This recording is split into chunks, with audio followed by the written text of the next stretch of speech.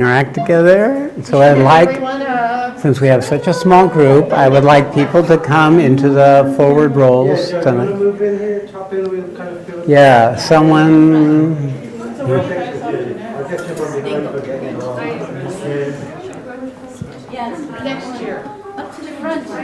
Saraswati and Rebecca, come into the second row. Yeah. All right, very good.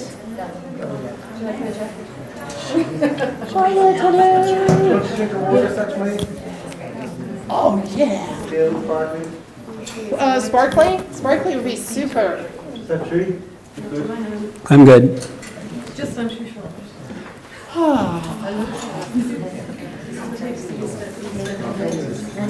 Hi, guys. The cheap seats. What are we thinking? Okay. All right, we should close the door or? Let the kids come in. So you guys are heading home when? What day do you head home? That's not bad. So you're going to go. She's going to haul you around, isn't she? Uh-huh. Yeah. I know how this goes. You're driving? Satsang, Kathy drives in Ireland. What's that? Kathy's driving in Ireland. I can't even get a Noop and Satsang to drive. They're like, oh my God. Okay, are we on? Okay, so welcome.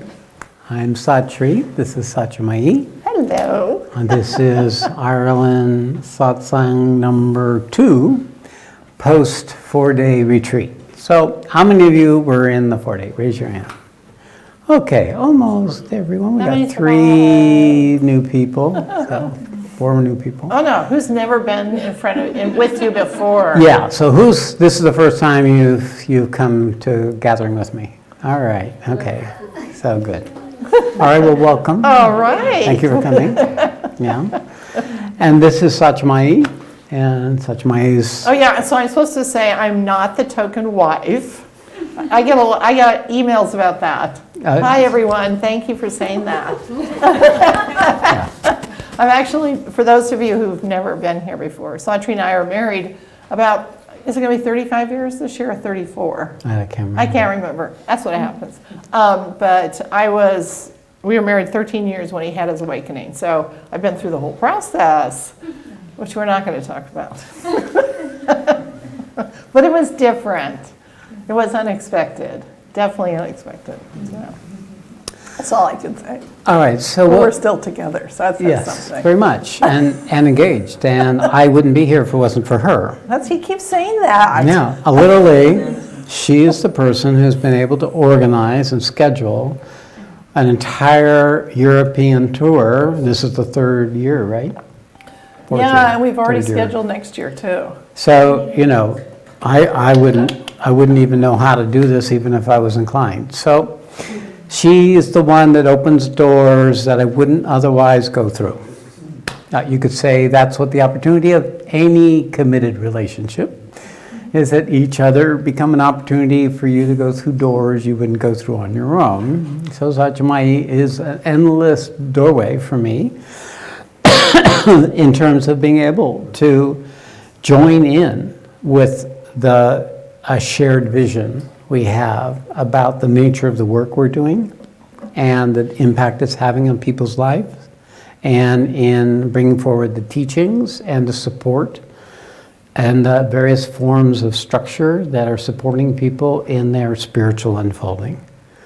So, and in this, we are truly a very dynamic, like every single day, sometimes battling it out partnership in terms of the unfolding of this opportunity. And we have, maybe 1,500 people we're serving directly or indirectly, and we are engaged in, I can't remember how many different countries around the world, and with all different types of individual seekers and organizations and groups that are with us in collaboration. Well, and what makes Satri unique is very unusual to be able to get close to a teacher, especially teachers who have 900 people in the audience. You're not going to get a personal meeting. And that still happens occasionally. Or you can go into a retreat where it's small enough where you can come up and ask a question. So that's, I think, something you need to really point out. And it is something Because you that, do work a lot individually. Yeah. when my awakening happened, I was 50. I've been an architect for 25 years. I did not have any orientation to spirituality other than as a young man. I wasn't meditating, I wasn't seeking. So late one night when the universe opened and I stepped into this complete, utter, different domain of reality than the one I knew before, I was thrust into a condition of consciousness I didn't even know was there. And that it wasn't anything that I was looking to have happen, but what I realized, it was there. It was already there, and that I had actually awakened to it. And when that awakening happened, was a clear sense that whatever had caused it at the moment that it was happening, there was a structure or a purpose or a set of rules or principles behind it for it to have happened. I didn't know what they were. They certainly weren't anything that my mind would have been able to know or anything that I have read. It didn't match any picture of Buddhism or any of the previous teachers I had had. So how could this happen? The universe just opens up and shows you itself. And the nature of it was such that I was very busy when this happened. And so we were in a very dynamic human life at that point. And I was very happy with the direction that my life was going, although I had had quite a difficult period just before the awakening, but it was all internal. And one thing I can say is that at the moment of the awakening, I experienced a despair and a longing or a seeing of the limitation of myself as a person, where I was experiencing the parts of my ego that I hadn't yet consciously experienced, which was my selfishness, my self-centeredness, my egoic orientation about who I was as a person in the world, because I was moderately successful in the world. And then I realized that there was a power structure, a compensating power structure behind that was still running me, and I didn't even know it was there. And all of that brought forward this sort of anguish in the recognition of how I wasn't who I thought I was as a person. And that anguish became so intense that I actually lost consciousness on my drafting table. And when I came up, that's when the universe was there. And that's when I began to see, as proved to be the case, that every time a shift would occur for me, it would always be preceded by a period of darkness, which I didn't recognize was darkness. And that if I could stay with that darkness and not try to run from it or fix it or change it, it would be the doorway to the next level of what was being revealed. Because what I noticed and what I say and what I teach is awakening is the beginning. When you step out of the paradigm of the orientation that we're habituated to by having a body and a mind and the programming and conditioning of how we're supposed to be and all that other psychological stuff we pick up along the way, this is a complete different paradigm and set of principles that are actually concurrently going on, but we are isolated from them because of this habit of our ego, our habit of our identity, our habit of trying to come into the world as people. And it separates us from this field. Well, actually, it's like everywhere and all about us. You could call it God, you could call it truth. You could call it a boundless quality of love that you had no idea was there. My feeling of this subsequently was that every time I would slow up being busy, the universe would come in a new way. And it would keep opening and keep showing. And what it was, the sense of it, is that the universe had found me. It had found me personally. And that the universe was waking me up personally. It was individual. It wasn't an abstraction.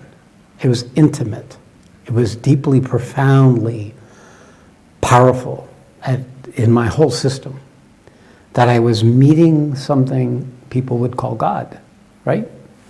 But I didn't have I was at that point of a happy agnostic. I had no structure of God or goddesses or deities or any of those things. Buddha, any of those weren't relevant for me. And even the concept of the nature of what I was experiencing, I didn't have languaging.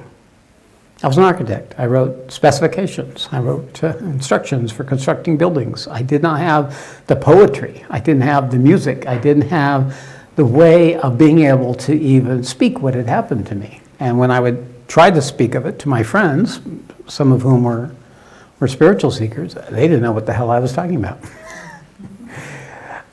So finally I met someone who said, I asked them, well, why would this happen to me? I mean, what is the principle? And she said, when the fruit is ripe, it falls. And when I heard that, oh, when the fruit is ripe, it falls, as if the fruit gives up grasping on the branch that it's hanging on to of its personhood, and it loses hold to keep its thing together, to keep its act together. And I began to recognize from that point on that I needed help, I needed guidance, and then I began to look for someone who could recognize what was happening for me and who could guide me. And this same person who gave me this piece of advice, her teacher, ended up to be the one that I was introduced to. And as soon as I saw him on a video that he had done, I recognized that he could show me that he was the fulfillment of what had just started in me. So there was this automatic sense of the purpose, automatic sense that there were going to be stages of unfolding. There was going to be a process. There was going to be things to be met and understood and experienced. And that became the beginning of where I saw I needed to step out of my life and dedicate myself to an unfolding that is unlike many people's unfolding, was sudden, abrupt, and didn't stop. But other people, since I've come back, I went to India for 6 years, came back periodically.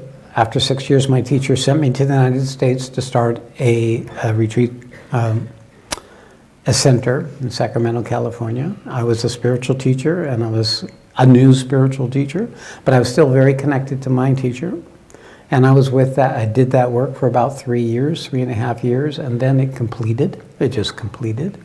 And I then went on my own, and when I was on my own, I recognized at that point in that entire period, I learned through my teacher, through the Vedas. My teacher was a Hindu Brahmin who was a chief financial officer, Western educated, master's degree, who came to the same kind of awakening. But through him, he instructed me in the nature of the wisdom of the science of spiritual awakening.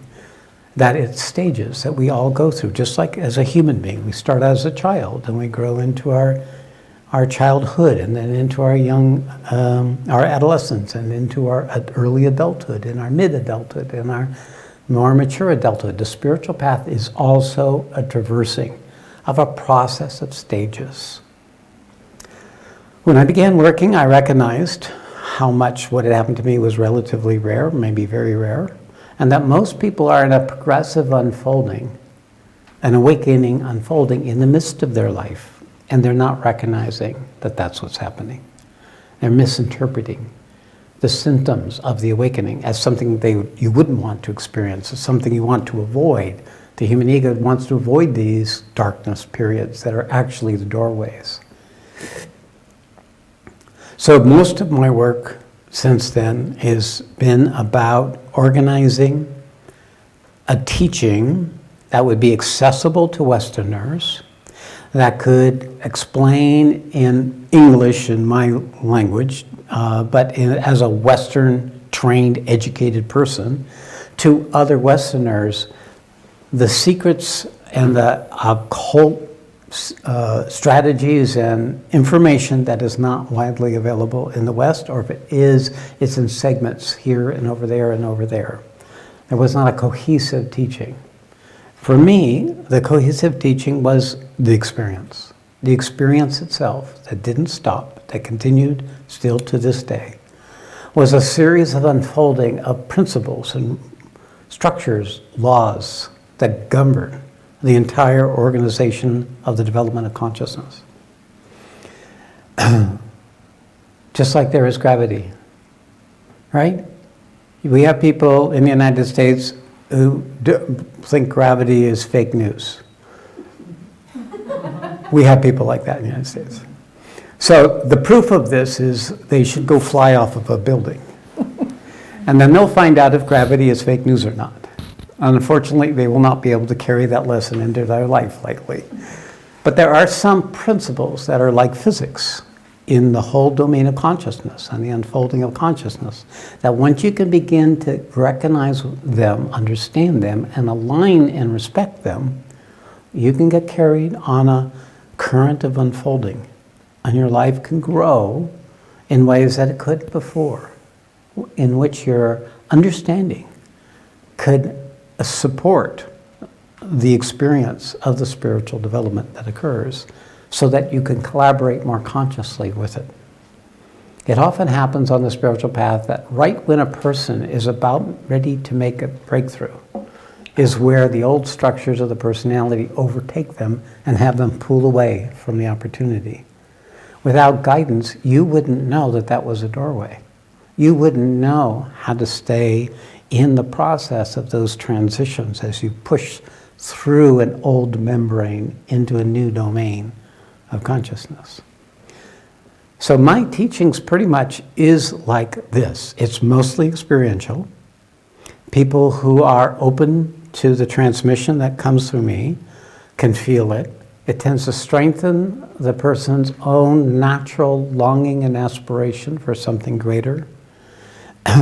Then they can align in their own experience with that by an intellectual understanding of the nature of the process that occurs when you start tapping into a support structure and a current that can take you beyond yourself. I'm not doing this. I'm simply a channel and an instrument. I like to think of myself as plumbing. I'm a piece of plumbing that talks. I mean, that's really what it is.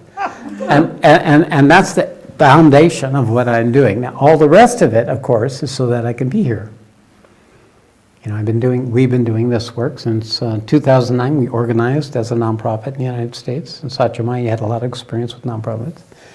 And we've been expanding incrementally in this process, but as far as I'm concerned, I'm doing the same thing. I'm being a piece of plumbing that talks. So, what does that mean? Something is coming through that people are receiving that strengthens a fundamental quality of your being that is, we could call truth, or the most real part of you. And the nature of meeting that part of yourself, the experience of that, is falling in love with that quality of yourself. It's a quality of learning to love the essential quality of what you are, and out of that, learning to love the opportunity of your life. Love is what dissolves our fear. Love is what empowers us and strengthens us to go through processes that we wouldn't do otherwise. It's my experience that with this current, people feel supported in the difficult unfolding that may be necessary for their awakening to proceed. So we've been doing this since then. What is that, 20 years? I think so. 21 years? Yeah, 2019. And we do retreats and we do individual training programs. We have the teachings on the website. We use basically the Bhagavad Gita, which is, I like to say, the Reader Digest version of the Vedas. And I use my teacher's translation of the Sanskrit and have revealed what that means in terms of you on the spiritual path. In my book, I have a book, which I think might be around here somewhere.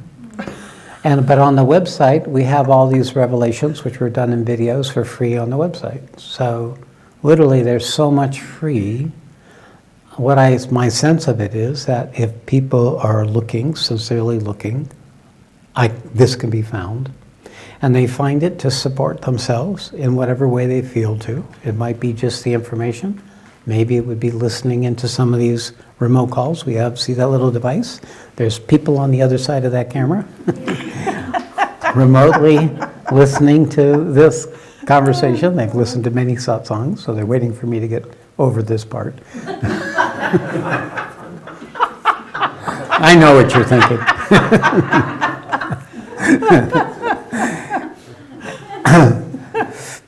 So there's a lot of resources available in terms of you being able to be supported, because that's the thing I noticed. When I was with my teacher in India, he spoke to me for about the first 2 weeks about what had happened in the spiritual path, but from then on, he would only do his revelations. He would only speak to groups.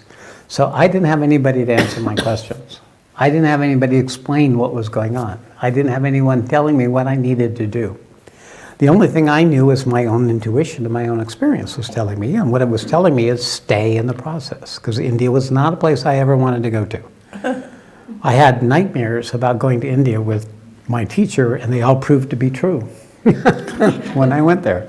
So it was not a place that I was interested in being in, and as a Westerner, full of the relatively bounty of Western life, none of that was there.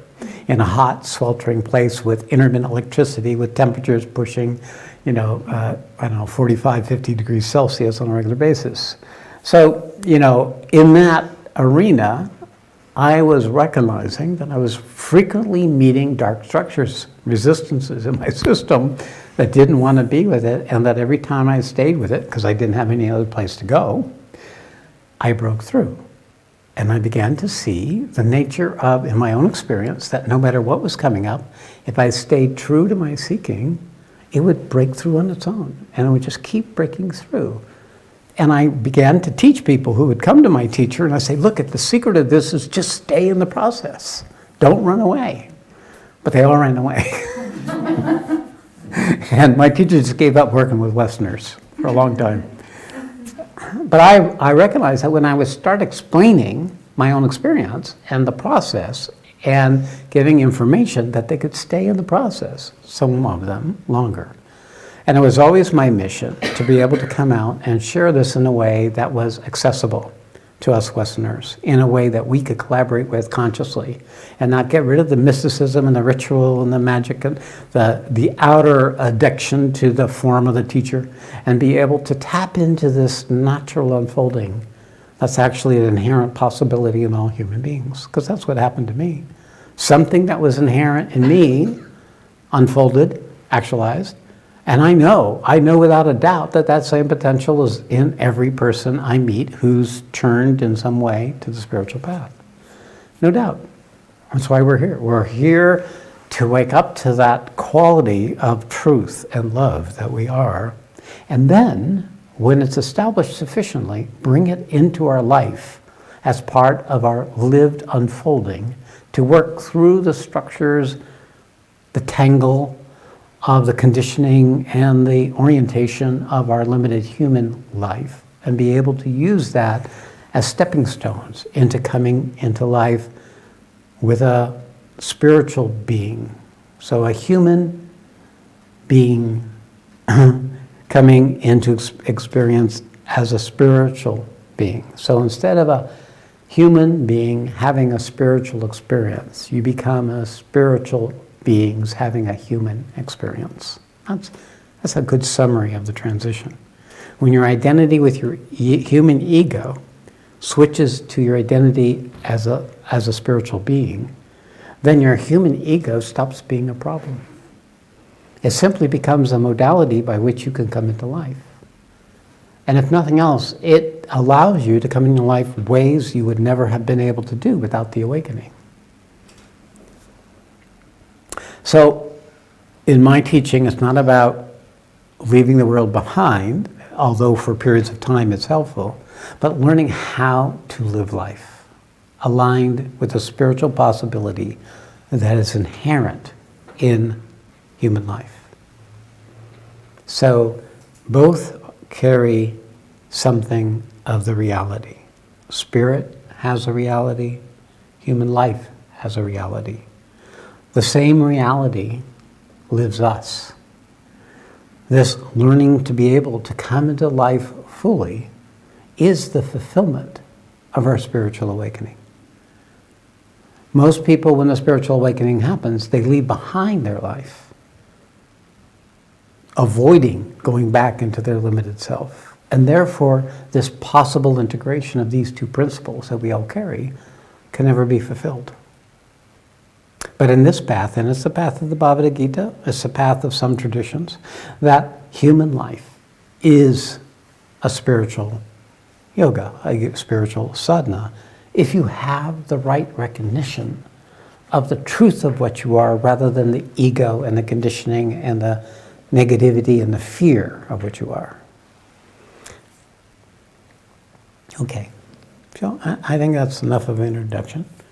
So some of you have come from the 4-day, and there are some of you who are new, and I'd like either of you to feel like it, to come and share what's been happening for you, or to ask any questions that you may have for yourself, not necessary.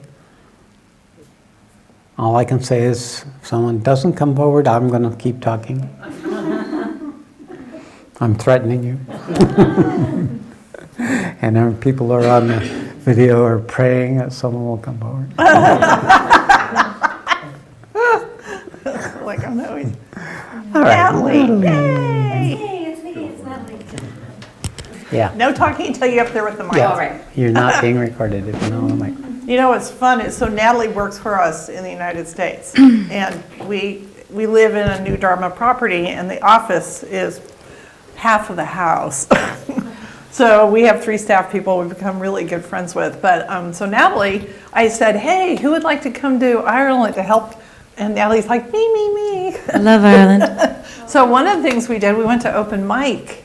Yes. That was so much fun. I'd like to speak to my experiences, I think, as definitely a beginner, definitely someone who was on a spiritual path, or you knew and wanted to be on that. But to go to the 4-day and to be with you in this time, I've been here for almost 10 days, it's totally accessible to everyone. If it's accessible to me, party girl Natalie, it is accessible to everyone. And what I found is that one of the things that you said was that don't make it hard. Yes. And I make things hard. I'm like, I stress and I get really upset, and I didn't, and it wasn't. Cool. You're learning the lessons real quick. Right, quick. And I just think that, one of the things, the bigger issues for me too, is that I learned how big it is, how important it is. That was the biggest lesson for me. It's like way up here, like this is really, really important. Like really important. Yeah. And so I just want to say thank you. And and you talk about, going back into your regular life, and that even happened when we got back, even a day later. Work, got to do this, got to do that. But it's there. It's right there. And as I take walks and as I think, I know that I'm never going to be the same, that my life is changed.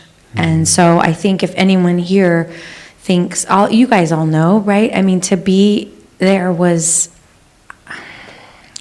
it changed All me. you ever wanted. Yeah, it made me a different person. So that's all I want to say. And Cool. she heads home tomorrow. I know. We're gonna miss you. It's okay. It's all good. Yeah. I'll be with y'all I on know. email, on here. I'm going to start looking a lot more, and listening to. Satri he's a good guy. He's so full of compassion that I can't even tell you. Sometimes it blows me away. So that was it. Oh, thank you, Mommy. That was it. Now someone else now.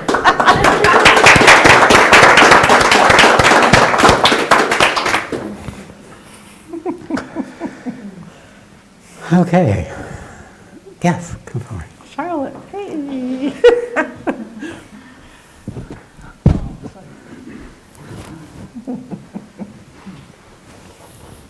Oh, he's so beautiful.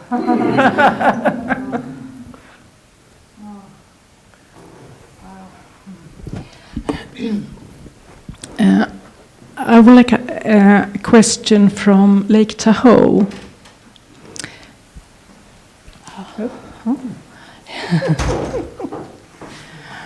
Anyways,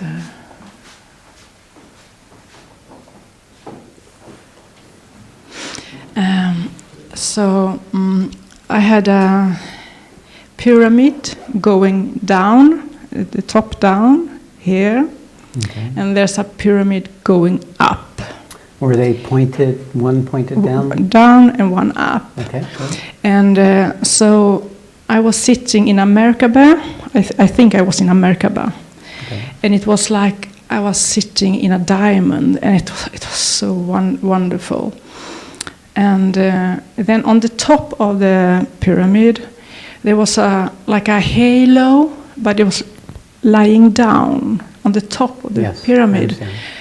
And I don't know what that was. And I got the impression that it's time and space. I don't know. So maybe you can talk about the Merkaba or something. Okay, all right, Charlotte. Well, thank you. I mean, obviously you were in a state when this was happening, right? How did it feel, all that was happening? Wonderful. Yeah. Can you expand on that a little? What happened, what was happening in your body when that was happening? Can you remember? And when you speak of it, what happens in your body? Yeah, there we go.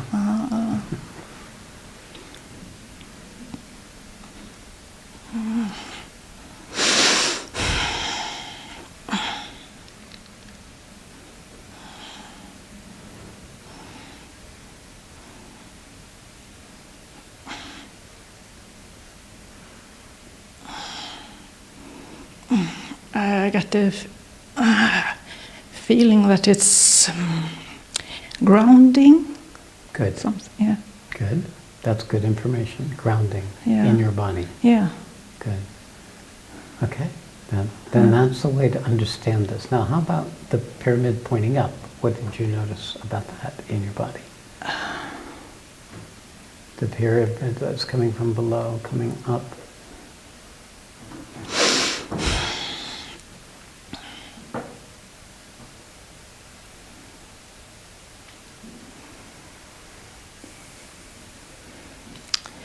I don't know. I think the both triangles up and down, they were clear. They were, well, like a diamond. Yes, They were right. Totally pure. Yeah. Okay. Okay, so in terms of understanding, Yeah. you are seeing through your psychic vision what is actually happening in your body. And the seeing, the psychic is a part of our mind, yes, part of our mind. She may jump a bit. She's got all this energy running in her system. The psychic is a part of our intelligence or our mind that makes images, that matches our experiences in some way. That's what dreams are mostly. They're translations of perceptions that are going on. So this is a perception of what's going on.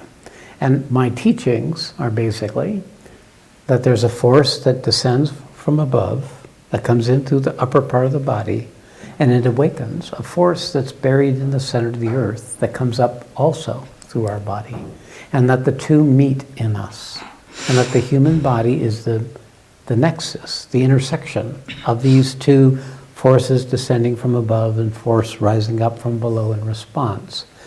And these two forces together set in motion a transformation process in the human system, first through the third chakra, but it can also include the heart and other lower chakras. That is transformative. That means transformation. The nature of transformation isn't change. It's literally a reorganization of the fabric of your identity associated with the physical body that's intertwined with the cells of your body, with the nervous system, with the cellular organization of your body, and it starts creating shifts where it comes out of a more contracted condition into a more relaxed and open condition as the body wakes up. So this is what Charlotte's doing. Her hopping is her body waking up, and it's still moving through structures that are still to awaken. It's not fully complete, but it's the process of it. So there's an understanding for you that what I teach about the Sat and the Asat is occurring in your body, and that it means that you can trust or in your own experience know that you have an understanding of what is actually happening in your experience. Yeah, thank you. You're welcome. Yeah, and I also want to thank all the teachers, the the Gita teachers, meditation teachers, and everybody. Love to you. It's great.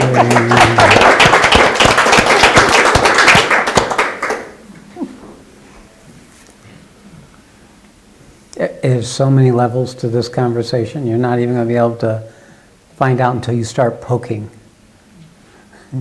Questions is one of the ways you can find out for yourself.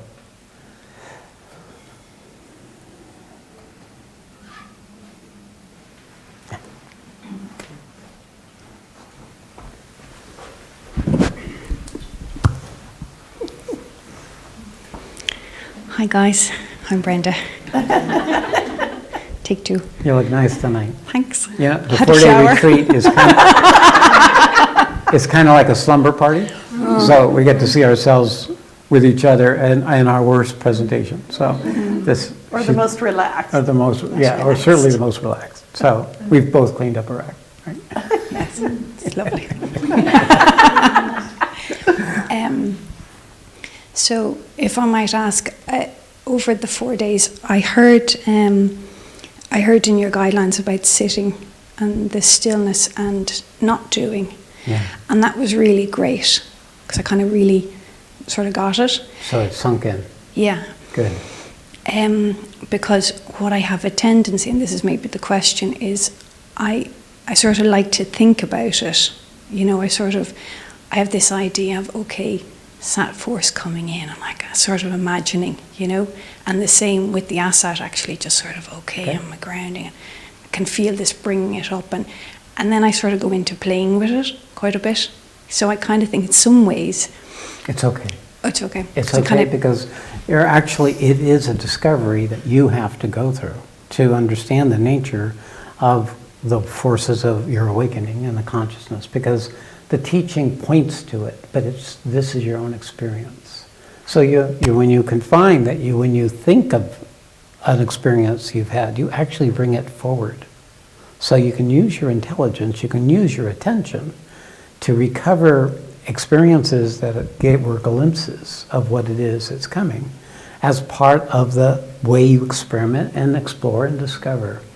It's almost, it almost can do no harm in the exploration. There are some technologies like chanting or pranayama, breath techniques, that can create a very strong acceleration of the consciousness in your system, which you might want to have some caution about, because when a system opens, these things are very powerful and can quite disrupt your ability to integrate it and bring it into and continue to live your life. But otherwise, yes, explore. What there really is a collaboration between our individual intelligence. It's different than mind. Intelligence is the curious one. Intelligence is looking to feel into and discover, explore in an intuitive way the nature of what's possible. It isn't trying to explain or justify or categorize or record. It is something that arises in the immediacy of the contemplation, of the inquiry. What is the nature of what we are is basically consciousness. And there's all there is consciousness. However, we're a consolidation of consciousness that churns on itself and becomes self-aware. So when we begin to wake up to ourselves as consciousness, well, we have this whole arena by which we can grow into awareness of. We can grow into understanding and grow into recognizing how it works and be the scientists of our own unfolding. That's literally the process I went through. When we teach other people or share with other people, and you share with your intuitive understanding of your experience, they can get it. But if you just try to share the experience, they may not be able to. So the mind is not an enemy. It can be a friend. It can be an enemy. But the intelligence, the one that's curious and positive and open and seeking to discover, it's useful because it is about finding, not seeking. For you, you've already found it. So therefore, you don't need to seek it. What you're doing now is discovering the fullness of what this means and how this lives in your life and how to align with it and how to make it real in a way that's useful in your relationships, in your worries and your anxieties and the obligations that you still carry, and the structures that you carry from your past as a human ego based on fear and separation and need and all these other things. You can begin to dismantle the convincing reality of those egoic habits through this same inquiry. Because now, when the mind awakens, it's like someone turned a light bulb that was 20 watts and made it 100 watts. And you can perceive things about yourself and your nature much more deeply, but you have to learn to train your attention to penetrate into the things you're inquiring. Like, for example, you might notice anxiety is arising. So you can take your intelligence, and the direction I mostly give is pay attention to your body as a means of getting information. Actually, the body is the most grounded information you can get, more than the mind or the emotions. So turn to your body and say, okay, where's the anxiety in my body? Does it have a direction? Does it have a current? Does it have a location? And then begin to inquire into the nature of the quality of the experience while you're in the anxiety. And when you bring that awakened consciousness to the habit of the anxiety, you could say there's a grown-up in the room. There's someone who has a greater capacity to be with what's arising than the one who's in the experience of what's arising. And that you can begin to talk to that part of yourself that still believes in whatever be the basis of the anxiety, and in the process discover, oh, what is under that anxiety? Is it I'm angry, or am I afraid, or did something just happen that I feel bad about, that I haven't actually thought about, and that I need to attend to? Because when you do meet your anxiety, it turns into peace and bliss. So you begin to discover that every time you meet an experience that's going on in you that you're not been able to be present with in your human life becomes an opportunity for your spiritual life to expand and grow. So you can say that's the essence of this teaching. So Yeah. that's the key. It's beautiful. One small follow-on was the other thing that's come up in recent months was the Ponopono technique, and so it came up and it just really, really resonated for me. And it was obviously, again, and I heard it this weekend, like to be the cause, you know, and Yes. so the 100% responsibility, and so all of that is completely, I suppose, the song, you know, that I hear. Exactly, yes. So what the Ponopono is a prayer, an Indian, Hawaiian prayer, that basically says, please forgive me, I'm sorry, I love you, thank I you. love you. And that whole premise changes our attitude with someone we don't know how to be with, someone who we still carry resentments about. Sorry, my follow-on, what really came for me with it was I started using it, and I would say, I love you, and then I am you has come really strongly. So for whatever it is That's, that I'm... you could say, is the next step, and it's also your own prayer. Yeah. And that brings you, the love is the next stage of forgiveness, which would be gratitude. So the love and the gratitude and the forgiveness are actually experientially very similar. Because we come into existence in a way that before we weren't able to be in existence with that person, with that situation, with that issue. And the being in us expands when we can. It's really about coming into life more consciously from the place of consciousness, not from the place of ego, mind, fear, need, desire. So that's perfect. So it comes up in your relationship with your father, is that? Yeah, no, it has. Yeah, Yeah. it's interesting to say. My father is at the latter stages of Alzheimer's, and so he's very much, you kind of think not there. Well, maybe there's a moment and he'll tip in. Right. But so it came up because he at a certain stage started saying, I love you, when he wouldn't have had, you know, we knew it, but he just didn't say it. But so now he'd say it a lot.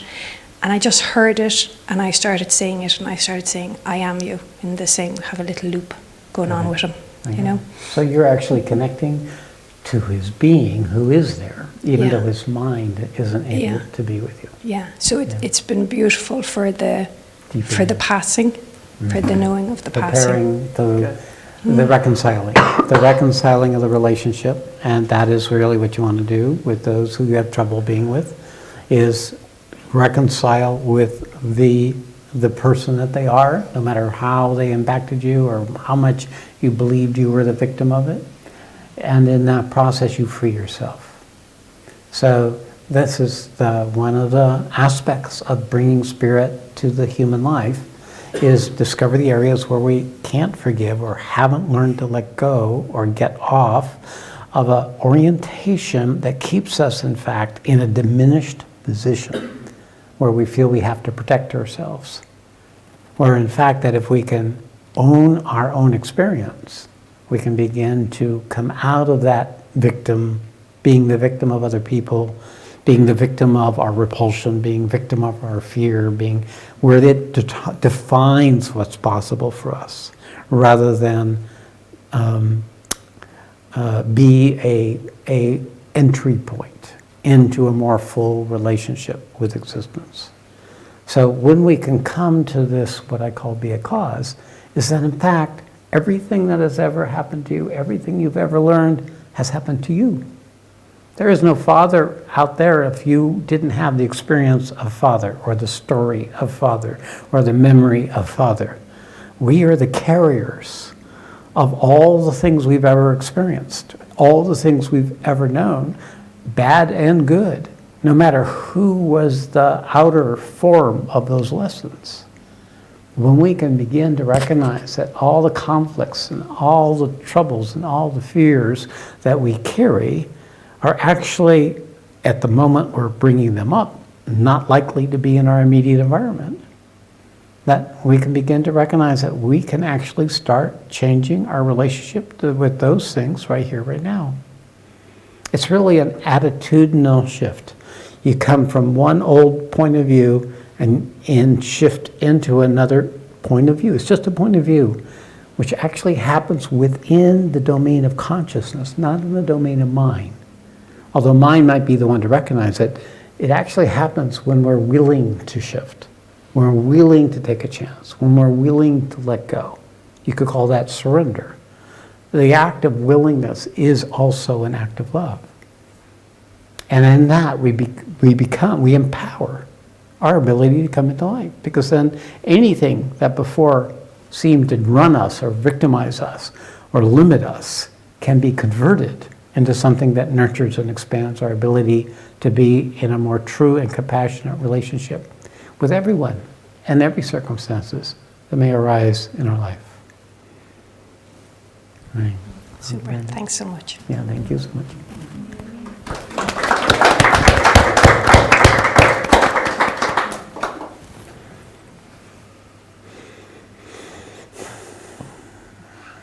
Do you want to talk about your work you do with younger people now? Because we have Maura as our representative this year.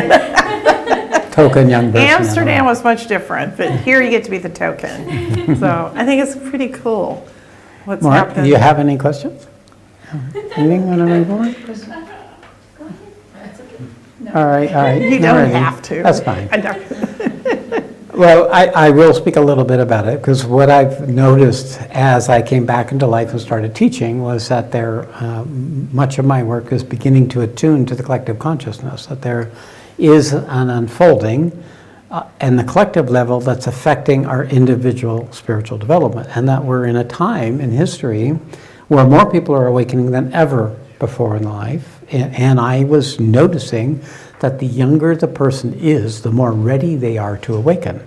So like I'm the old version, and there is some people left who are also older versions who are less able to respond to what I'm now recognizing is a new consciousness on the planet. And that the young people have this, you could say, premature awakening events occurring. Or that are, you could say, they're born into spirit coming into matter. yes, the other way around. Yes, which is how it was explained to me by Tonya. I got it. So when a spirit comes to matter, the first inclination is, why would I want to be here? So the inclination is a certain repulsion and even fear of how to be in a world like this, because they bring a consciousness where the bondage, the suffering, the dualities are not as intense as they are in more adult fabric of life, which runs everything. So they have a tendency to avoid getting engaged in life and trying to protect themselves from, and trying to create enclaves, separating themselves from their own individual development as human beings. And the fact of the matter is, in order to hold and be useful to the world, we have to develop as a human being. We have to grow through the stages of human development and gather the lessons, the difficulties, the challenges of coming into life as a human being, of fitting in, of not being able to be yourself, of suppressing parts of you that you really feel should have an opportunity to come in life in order to pay the bills or be independent or learn what you feel you wish to learn in your life, or even that you need to learn or believe you need to learn in your life. So therefore, the spirit, if they pursue, the young people pursue the spiritual awakening, which is easily accessible to them, it becomes more and more difficult to meet the challenge and limitations of their human lives. So my recognition with working with young people is, I'm sorry, but you really have to enter into your human life. And that whole thing about what that looks like is very per person, but it's usually quite simple things. Finish school, get a means of supporting yourself financially so you have as much freedom as possible so you can then pursue your spiritual interests. And get something where you can discover the right relationship with other people in your sexuality, in your identity as a woman or as a man in life, so that you can become what I would call, it's a quality I call human authority. You can come to your own authority as a person in your lived life. There is then another authority, the authority that comes with the familiarity with yourself as an awakened being. That's of a different authority. But these two authorities can actually consciously collaborate with each other and each become an enhancement of the other in the ability to come into life more effectively in whatever be the circumstances you choose. It's also true that this new consciousness has a purpose. And the purpose is to intervene in the consequences that are coming due, which are primarily environmental, that is going to affect the entire species. So the young people are actually coming to help assist in this transition. As we well know, all you have to do is listen to the news these days of the young climate activists worldwide. This is what they were born to do. They were born to bring a fresh eyes, to see something that others in the old paradigm couldn't see because of the habit of their upbringing and the orientation of their individual life, so that the reality of the peril mankind is in can be responded to appropriately. So there is that too. There is this young people coming to rescue the old ones from the consequences of their ignorance or their denial or their avoidance or their self-interest in order to preserve the opportunity of our species. So, that's the big picture. It has always been clear to me that there's a purpose for our awakening, but there's also a purpose for the planet, as a purpose for humanity. And that it's very clear the Vedas understood this, that humanity periodically goes through periods of transitions where it moves from one frequency of consciousness into another, and we're making that transition right now. And during periods of transition, that which was hidden before gets revealed. We begin to see all the cockroaches in the kitchens and all the snakes in the closet, and we begin to recognize things that other people took for granted, didn't question, are now showing up as really things that shouldn't be, or are no longer necessary, or not serving in the context of the species' survival. See, before it wasn't an issue. We didn't have the peril. And the nature of the peril is it brings forward our purpose. That our individual awakening would always be, it was certainly clear for me, that my awakening was so I could be useful in serving humanity in this particular modality.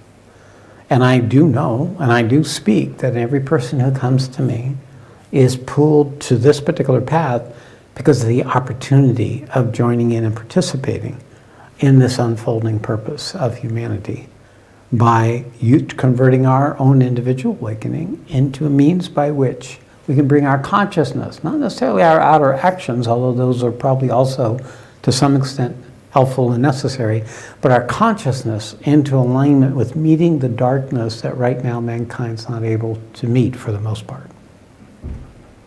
So that's also an aspect of the young person, to begin to understand why you're here. And that whatever you choose in your life as an interim process to prepare you to serve in an effective way the greater purpose of life. That was beautifully said, Satsang. Okay. All right. Anybody remotely got any questions? No one's written a question. Okay. Ask you something. Okay, good. It's Welcome. more well, I wish you could read my mind. So I'm not very or balanced. And But anyway, what's your name? Sadie. Sadie. Yeah, all right. I know a few people here. But I'm You gotta very put the nervous as well, mic 'cause I'm up. not good at There she speaking in go. public, so just stare to. But anyway, I'm just wondering about the connection between all this and creativity. I like painting and that, and it's always kind of mattered to me hugely. But I kind of resisted, kind of maybe even studying it or kind of doing it for a long time because I lacked confidence and all that kind of thing. But it's something that's very kind of deep at the same time, and I sometimes wonder, why does it matter to me so much? And I wonder, is it related to kind of seeking, or if you know what I mean? Are you a spiritual seeker? Have you had awakening or any of those things? I don't know, you see. I know it matters. I know that certain words really resonate with me, and yearning is a big one, always. Okay. Yeah, that's it. And it's something I would, but I find maybe it's all, I don't know if it's that I think about a lot, but I Feel it. I It's there do, in your yeah. body. But I wouldn't say that I've had any kind of major awakenings or So anything. what are you doing to live in the world? Are you working or raising? I have 2 children. I kind of gave up the working life like a good while ago, and kind of then just like I have a hut outside the back of my house, and I do paint. But I find even I don't understand why I resisted still so much, even like to get out there in the morning. Is it just that I'm not motivated enough? I do go out most days, but it's just this feeling I have. I don't know what, like, is there a connection? Yeah, I understand. I was an art major, and I know there was, before I would do a painting, I had learned to go through this resistance to painting. Yeah. So it took an outward structure to help me. I went to school, and that forced me to go through that resistance. And then after a while, I developed the strength of breaking through into creating as a process of not being stopped by the part of me that wouldn't do it or didn't want to do it, wanted to make other things important. And in this way, I started empowering the process of me as an artist. And although I ended up changing directions, the act of creating, the more I did it, the more I wanted to do it. Okay. Now, I do know now that came from a certain content of my human history before this life, to bring forward this expression that I had had from another life that wanted to reanimate itself in this life. So I didn't have to become fully an artist to complete it, but I had to take some initial stages to complete it. Some things in life, it's best that we do it to get it moving enough, then dismiss it in order to make sure that it's resolved for ourselves. I resolved it and moved on to become an architect. where I thought there would be more art involved, and it ended up to be about 10% art involved, as most of life proves to be. You know, you have the romance and then you have the rest of the relationship, right? So we're lucky if we get 10%. So it's the same thing. So it's really about bringing ourselves into life in ways that's true to the yearning or the natural inclinations that are carried within our human nature, which are basically positive. So creativity is basically positive. Now, I noticed that for me, that it quieted when I began to do public service. That I noticed that it became more important to me to be of service than to create. And I actually used the art to do public service. So it became a kind of me discovering that really what I wanted to do was be useful. That's funny, because that's exactly the kind of problem nearly in a way with it. Okay. The useful word is the other word that kind of resonates, because I want to be useful, but Okay. I sometimes wonder how useful it is. But it's, I see what How you mean. old are your children? Oh, they're 12 and 14. 12 and 14. Are you Yeah. married? Yeah. Okay. So I would say that probably there is a spiritual unfolding that has yet to happen for you, that is, will want to happen. And my suggestion to support that is you take up a practice of sitting in the morning and the evening. I've started the morning sitting because I've been at Okay. some of All right. Rory's and Carolyn's. And then Yeah. watch what happens, because you won't have to do much because it's already ready to happen. So all you have to do is sit steadily sitting every morning 45 minutes, every evening 45 minutes, just sitting silent and still, being willing not to get engaged in life or let your thoughts run out. Just a period where you train your egoing to be quiet. It's like telling yourself, shut up, be quiet. And you just sit silent and still, aware of your breath, aware of the energy in your body, and eventually an energy will come which will be contemplative, where you'll become curious, sitting there, being quiet. Or you'll start having experiences, feelings of peace, feeling of bliss, feeling of happiness that comes from within, no outside source. Or after the meditation, it could be very difficult, but you go outside and everything looks beautiful, everything looks wondrous. Even the simplest actions become pleasurable. So you begin to appreciate that the source of your ability to come into life more fully is occurring while you're not doing life.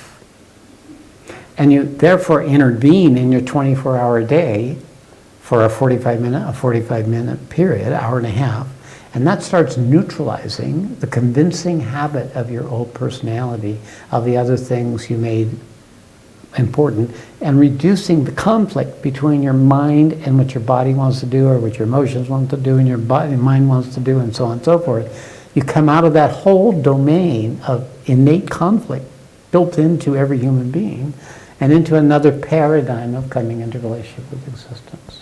And then go on the website, watch videos. I've listened to quite a few of your, they really resonate a lot of them. It's great. So then once you find a stream like this, then you just follow the stream. You just follow the stream. I like to say it's like a tow rope on a beginner slope of a ski slope. I don't know, many of you know, but it's basically a beginner slope. You got a rope and you grab onto the rope and it tows you up while you try to figure out how to keep your skis straight. And your job is to keep the skis straight and hang on to the rope. That's what this path is about. There is an unfolding that occurs. All you have to do is hang on to the teaching and to take the effort to keep your skis straight. And it will unfold naturally. It will take you up the hill. The nature of this is the advantage of a living teacher. So, as I said, it's what's coming to you is an enrichening and a deepening of that will answer this question for you about should you bring forward this samskara. It's a samskara, a hidden pattern that hasn't yet expressed itself, to see if it needs to have time on the stage or not. But you wouldn't want it to get in the way of being useful. All right. That's great. Thank you so much. Thank you. Thank you.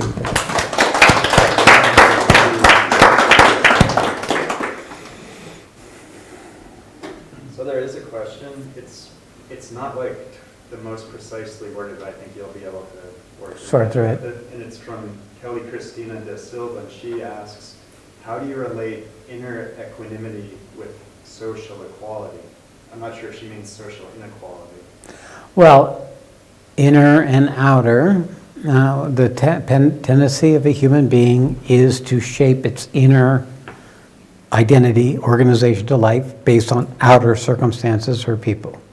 This outward orientation is built into the human system right from the moment of birth, where we look outside of ourselves for attention and nurturance and food and to learn and all these things. So the habit of the human ego is to look outward, and therefore whatever we gather from outwardness determines what we experience inwardly.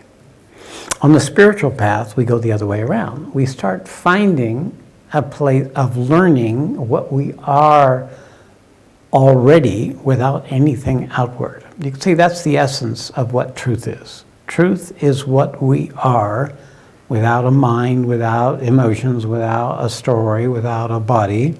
And it's not an abstraction, it's a very fundamental principle of what I call what we are rather than who we are.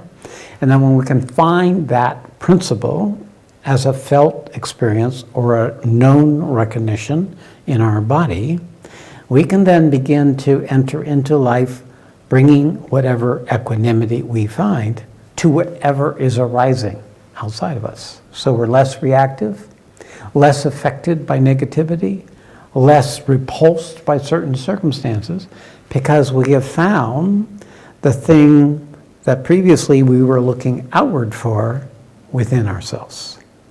That the true source of equanimity is the relationship between our individuality and our being, our little self with our big self.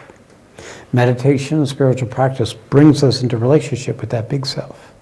And the more we establish ourselves in that big self, the less vulnerable or impressed we are by the external. I'm sure this is a failure of the camera again. It's a different camera too. We swapped out when those failed, so this one could fail in its place. I think this is just going to be the nature, it is the nature of trying to do audiovisual for Satsang me. is so excited about how much he's been able to overcome. He's becoming masterful. Becoming masterful in responding to the emergency. And he's doing it keeping inner equanimity. Learning how to be in life, taking the actions needed, and not getting swept this way or that way is really the foundation of the Bhagavad Gita, is basically how do I live? How do I learn to come into life effectively, where it's not about life determining me, but me recognizing that I am determining life. I am the one who's determining how life is showing up. When we begin to see that, and we see negativity, or we see limitations, then we begin to suspect that maybe we're bringing a perspective to those circumstances or people that we can then attend to and begin to dismantle the ability of those outward forces for determining our equanimity, our relationship with ourselves, our relationship with life. That's actually how we become more effective. When you go beyond needing something outside of yourself and you feel fulfilled with being with yourself, then you develop this stability. Sthiti prajan, stable intelligence is the Sanskrit word for it. Sthiti prajan, stable intelligence, which allows you to go into life in ways that you couldn't when you were still identified with the unstable ego, always looking outside of itself for validation and confirmation and safety and affirmation, all those other things. We discover a strength. This is the strength of the authority of the being. It can stand alone with itself no matter what life is doing and do what is necessary. This converting that state of equanimity into dynamic action is how we expand and strengthen that spiritual authority that's trying to come into life as an effective tool for changing yourself, the people around you, the circumstances around you, and the world itself. Once we discovered this, we tap into a true greater authority, a will, a purpose bigger than us, that then becomes our purpose. We move into alignment with the purpose of life beyond what we would want life to be, so that it could serve an unfolding of a possibility that is not yet seen or recognized. It's able to handle adversity, criticism. It's able to not get overtaken by its diminishing moods, which are inevitable if you have a body. Those mood swings that occur. You find a new kind of strength, a new kind of power to be, to live, to act, to think, to be in relationship, in existence with, a new capacity for bringing about a greater possibility for being, which will always be a sense of greater truth and greater love and connection. We're all one species, yet we think we're all separate little creatures. In fact, when you awaken, you begin to see that we're all interconnected, that my anguish and someone else's anguish is not unfamiliar, that all us human beings carry the same pain, carry the same limitation, carry the same distortions, that we're not alone. That in fact, as a species, we're all carrying a bit of this struggle, each of us in different ways, of coming into existence more truly. So I hope that helps to explain that the inner equanimity, which means it's a stability, it's like a ballast in a sailboat that allows the sailboat to stay upright even when the winds are blowing fiercely. This ballast gives us the strength to come into existence, which allows us to create in life rather than always be subject to adapting to life. Yes. You want to come forward, right? Yeah. Hi. Welcome. I suppose the question is just maybe you'd speak a little bit about your experience of being in Ireland and the energy that you can feel. Very good. I'd be happy to do that. I really love Ireland. I really love Ireland. I don't know if you know, the quality of the energy that I've been able to experience is not like in other countries. There is so much more authenticity. The air, the vibration of the place is cannot carry fear. It carries aliveness and engagement and participation. And yes, there's alcoholism and there's self-destructiveness and there's addiction. That's also there, but so it is everywhere. But what there is this relatedness. And one of the most wonderful expressions of that is when you clap for anybody who comes forward. If there's this natural appreciation of each other. And it might be because it's a relatively small group of people in the world. And it might be because of the location with this close to the ocean and so on and so forth. But it is a special gift. When I walk down the Avenue of Galway to go to where we're staying, and there's these musicians playing, each different, each playful in their exploration of being with each other. It's very alive. As a human experience. It may not be consciously spiritual, but of course there's nothing human that isn't also spiritual. That the idea of being in life, happy, joyous, connected, and in love is the purpose of the individual human. Because when you can be in life without expecting something from it, you can be that way. When you can be in life without fear or need or with all the conditioning of your upbringing and your guilt and your shame and the habits of compensating structures for your diminishment, you can actually be alive and joyous and engaged and participating as an expression, one expression, not the only expression, of a quality of yourself. So anyway, I love Ireland. Ireland roars. Yay. So I really have a sense of the possibility here, and I do such mind actually if I have talked. If we were going to go locate ourselves anywhere in Europe, it probably would be Ireland. So. Now, I don't know if Ireland appreciates me as much as I appreciate it. That's what we will find out. But there you have it. They all came for the 4-day. Yeah, that's Yeah, right. That's totally cool. Next year. So, Satchma, you have anything you want to bring to No, the- actually, I really didn't. I brought forward with the youth, and that was the most important thing. Okay. So, yeah. I can say we watched Greta, the young Swedish girl, and it was really interesting because we go to Sweden every single year, and we go to Stockholm.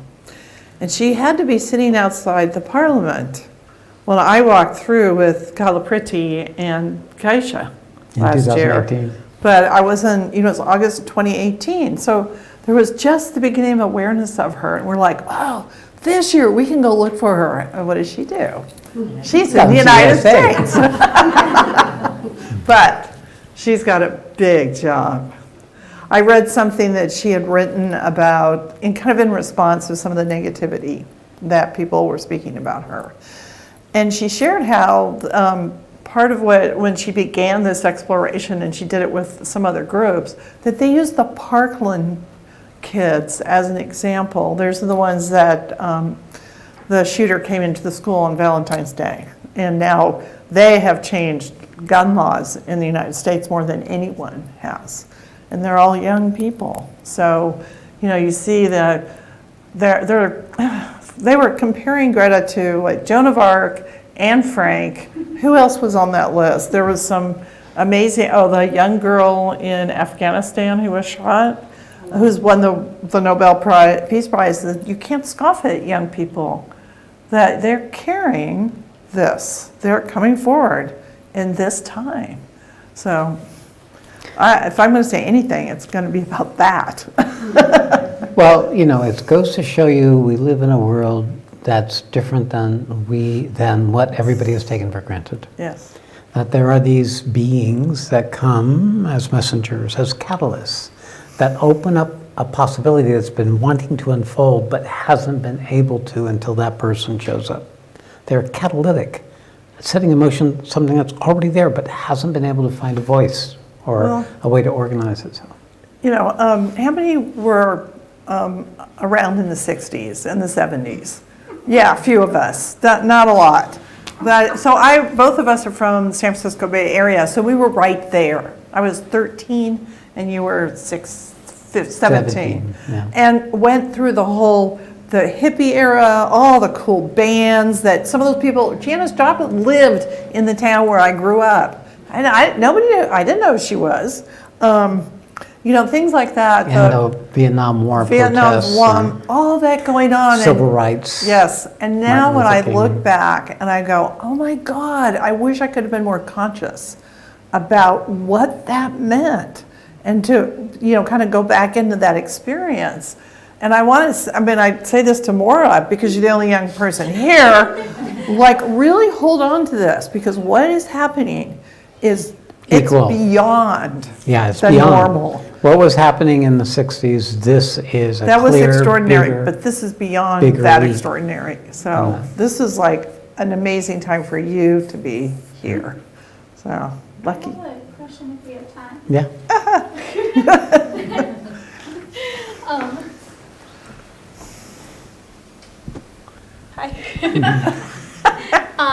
Hi, my name's Maura. Yeah, thank you. I just, I'm so sorry, I forget your name. Brenda, when you were talking, something kind of stuck out to me when you're talking about love, and it's kind of obviously just been a theme.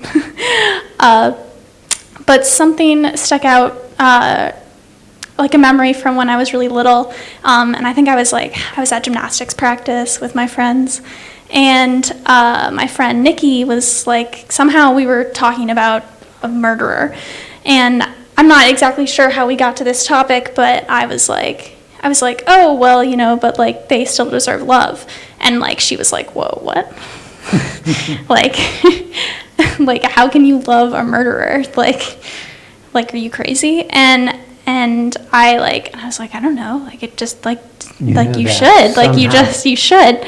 And I find like a kind of similar problem with just like today in like political climate. There's just a lot of divisiveness, and there's a lot of Hate. yeah, there's a lot of hate, and there's a lot of like just completely like dehumanizing the other side because they don't believe what you believe, and saying like, oh, you have no morals because of this. And I struggle with that. Like even like some of my like really progressive like friends at Wellesley, like they like they'll post or like they'll see something on Facebook that like a different person wrote, and they're like, oh, that person like is so terrible, and they're like I don't want to be friends with them anymore.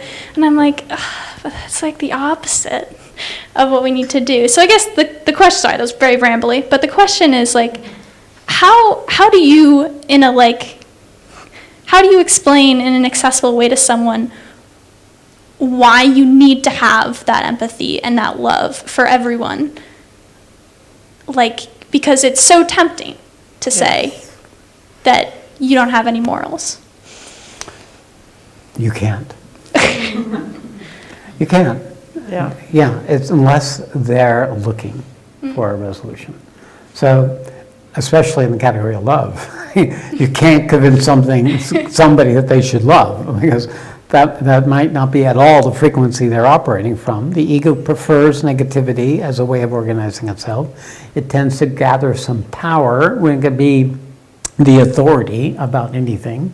So the ego, especially a young ego, is always looking to affirm itself and avoid diminishment.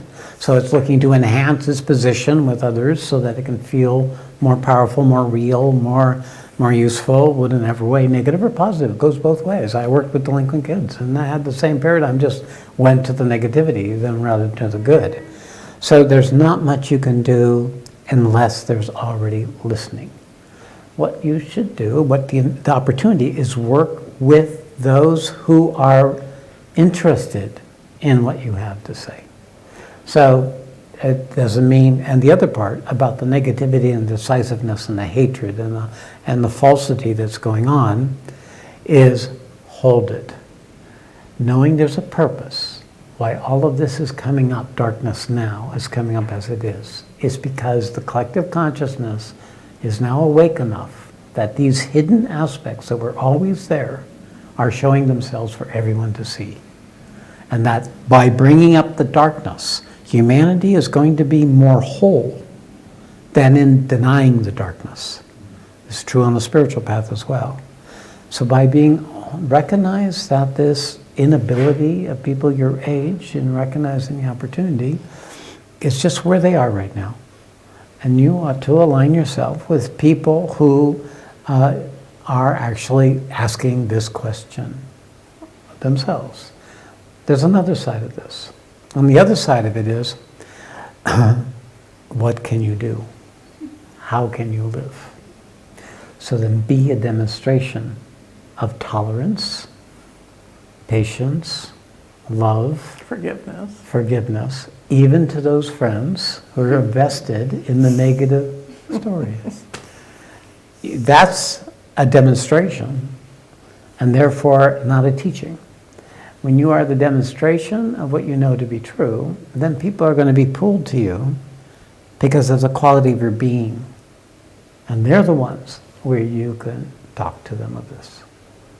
And if you look at the nature of how the spiritual path is it develops a languaging for understanding the predicament we human beings are in from something greater than our normal human perspective.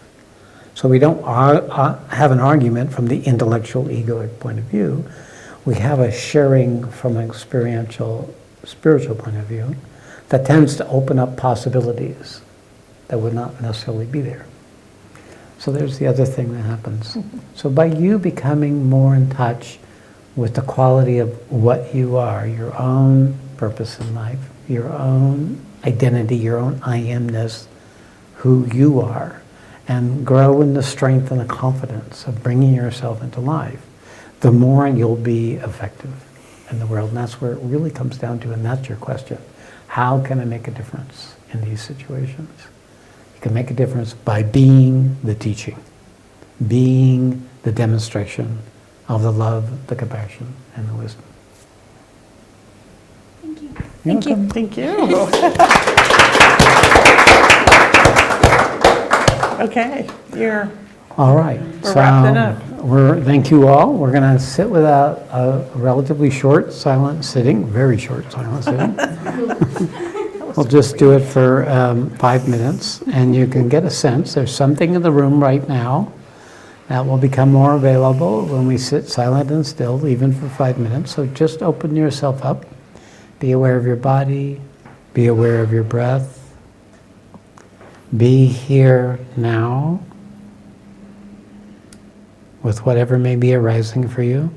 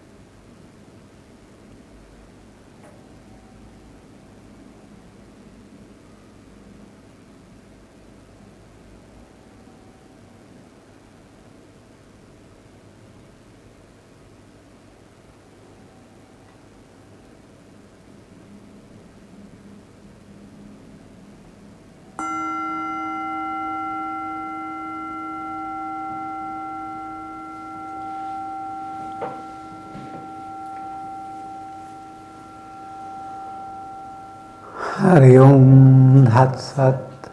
Hari Om Tat Sat. Hari Om Tat Sat Shri. All glory to the Supreme Being. May truth manifest. Namaste.